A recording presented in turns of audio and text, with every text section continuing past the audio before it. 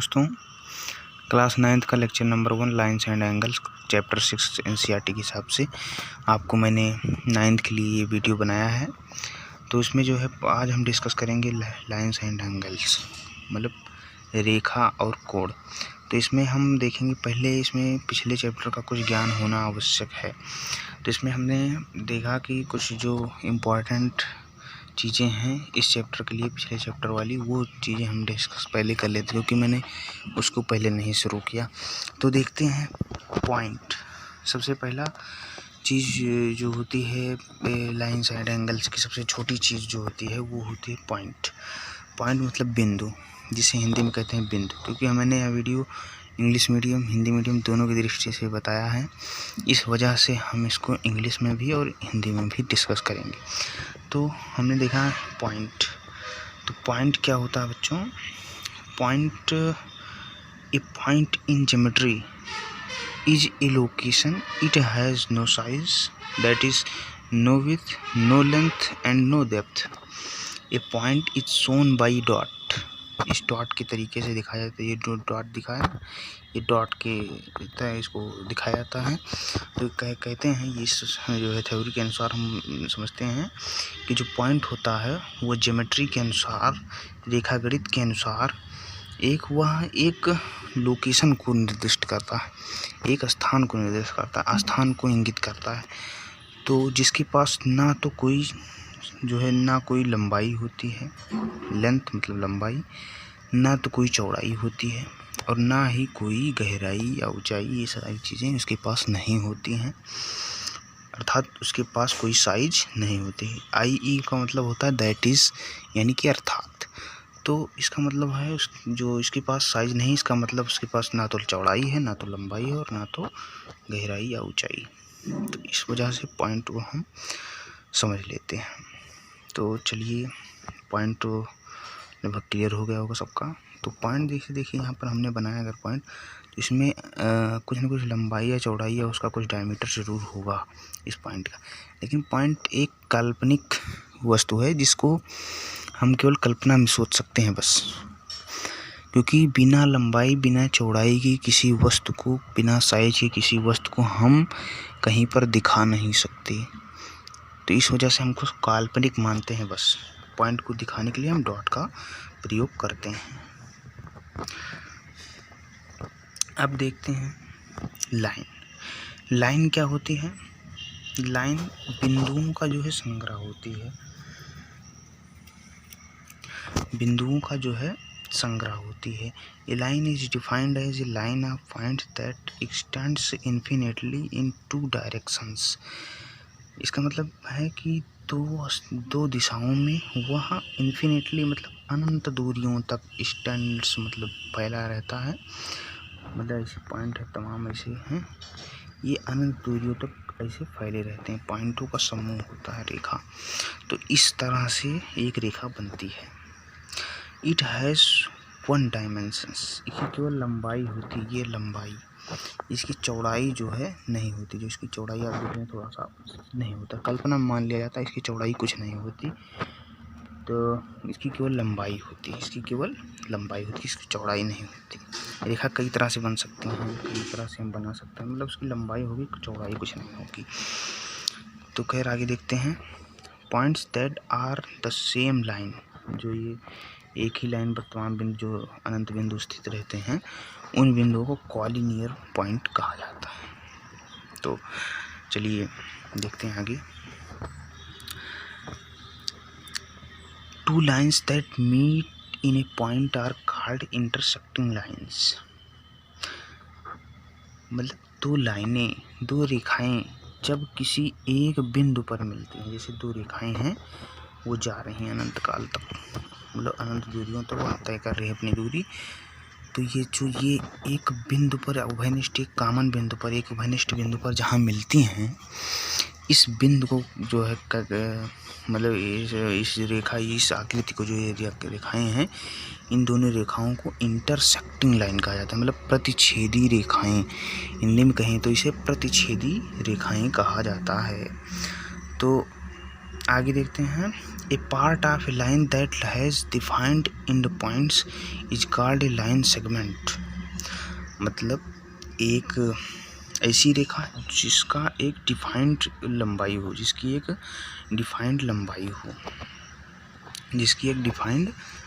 हो, मतलब 2 centimetre, 3 centimetre, 1 metre, 2 metre, मतलब उसकी कोई डिफाइंड लंबाई हो। जैसे मान लेते हैं 2 सेंटीमीटर की है, तो इसकी कोई डिफाइंड लंबाई है, यहाँ से यहाँ तक की कोई डिफाइंड इसकी लंबाई है। हिंदी में से जो है क्या कहते हैं, रेखा खंड। लाइन सेगमेंट को हिंदी में कहते हैं रेखा खंड। तो आगे देखते हैं, एक जैसे रेखा गई है, इसको सही से फिर से लाइन सेगमेंट को समझा दें। ये रेखा गई है, समझो एक रेखा है। अब इसको छोटा सा टुकड़ा इसमें से काट ले, मान लीजिए इतनी लंबाई का टुकड़ा काट ले, जिसकी कोई डिफाइंड वैल्यू होगी कि हाँ इतने सेंटीमीटर या इतने मीटर, तो वो जो लंबाई डिफाइंड होगी ये रेखा कहलाएगी लाइन सेगमेंट, यानी कि रेखा खंड, किसी रेखा का एक छोटा सा खंड। तो जैसे इसमें एक और चीज़ यहाँ पर नहीं लिखा मैंने, एक और होती है इसमें, वो उसको कहते हैं रे, यानी कि किरण। जब उसका कोई एक एंड पॉइंट हो और उसके बाद रेखा अनंत दूरियों तक चले, तो वो जो है कहलाती है रे, RAY, रे, या इसे कहते हैं किरण। अगर इसे हिंदी में कहना चाहें तो इसे कहेंगे किरण। इसे क्या कहते हैं, किरण। तो उसका केवल एक एंड पॉइंट होता है और बाकी वह अनंत दूरियों तक दूरी तय करती है। तो इन सारी चीज़ों को दिखाया कैसे जाता है, अगर कोई रेखा है तो उसको इस तरह से दिखाया जाएगा कि हाँ ये रेखा है, अनंत दूरियों तक दोनों तरफ फैली हुई है। और जब किरण होगी तो उसको इस तरह दिखाया जाएगा, यहाँ पर एंड पॉइंट हो, और रेखाखंड होगा केवल इस तरह ना। और इसके बाद कोई पॉइंट ले, जैसे यहाँ से रेखाखंड जैसे ए से शुरू किया गया है और बी तक खत्म, बिंदु को कैपिटल लेटर्स में मानते हैं। तो इस बिंदु को जब मिलाएंगे तो ये रेखा कहलाएगी AB, ये रेखा AB कहलाएगी। इस तरह से इस रेखा का नाम होता है, या छोटे लेटर्स में, स्मॉल लेटर्स में इसको इंग्लिश के अक्षरों में मान लेते हैं, जैसे रेखा L, रेखा M, PQ, जिस तरह से आप मान सकते हैं। रेखों को मानने के ये ढंग होते हैं, लेकिन हम ज़्यादातर बिंदुओं के हिसाब से ही मानते हैं, जैसे AB में ये हमेशा कैपिटल लेटर्स में रहेंगे बिंदु को अगर मानेंगे तो। चलिए सब छोटी छोटी बातें हमने कर ली। इसके बाद हम देखते हैं एंगल्स क्या होते हैं। एंगल देखिए, ये ज्योमेट्री का एक महत्वपूर्ण टॉपिक है एंगल, जो सारी रेखा जो है गणित ही इस पर निर्भर है। तो इसको पढ़ना हमें जो है बहुत ज़रूरी होगा हमारे लिए।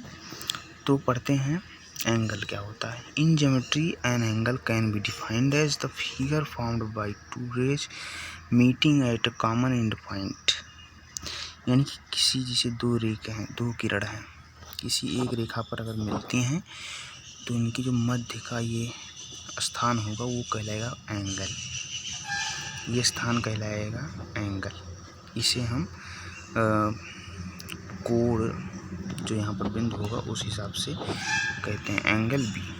या इस तरह से अगर ये रेखा AB है, ये C है पॉइंट, ये रेखा BC है, ये किरण है C तक जाएगी, मतलब अनंत काल तक जाएगी, अनंत दूरियों तक, ये A तक अनंत दूरियों तक जाएगी, किरण है ना, और किसी बिंदु B पर मिल रही है, तो इस कोण को इस तरह से लिख सकते हैं, कोण ABC, एंगल ABC बीच में लिखा जाता है। जो कोण यहाँ पर जिस बिंदु पर कॉमन पॉइंट मिलते हैं उस मध्य में लिखते हैं। चलिए इतना तो हो गया एंगल्स के बारे में, इतना काफ़ी है। तो टाइप्स ऑफ एंगल्स, बात आते हैं टाइप्स ऑफ एंगल्स। जो है एंगल कितने प्रकार का होता है इसके बारे में यहाँ पर अध्ययन करेंगे। तो सबसे पहली बात आती है एक्यूट एंगल। क्या एंगल? एक्यूट एंगल, जिसको ऐसा कोण, ऐसा एंगल जिसका मान 90 अंश से कम होता है। यहाँ पर लिखा गया है 0 अंश से 90 अंश के बीच होता है, उसे कहते हैं एक्यूट एंगल, या इसे कहते हैं एक्यूट एंगल को न्यून कोण के नाम से भी जाना जाता है। इसे हिंदी में न्यून कोण कहते हैं, जिसका मान 90 अंश से अधिक होगा और 0 अंश से 90 अंश से ज़्यादा अधिक होगा और 90 अंश से कम होगा, एक्यूट एंगल कहते हैं। इसके बाद बात आती है राइट एंगल की। राइट एंगल समकोण, यानी कि हिंदी में कहेंगे समकोण। समकोण को का जो मान होता है वो 90 अंश होता है, करेक्ट 90 अंश। इसका मान करेक्ट 90 अंश होगा। 90 अंश से ना तो ज़्यादा हो सकता है ना तो कम। 90 अंश के कोण को कहते हैं समकोण, यानी कि राइट एंगल।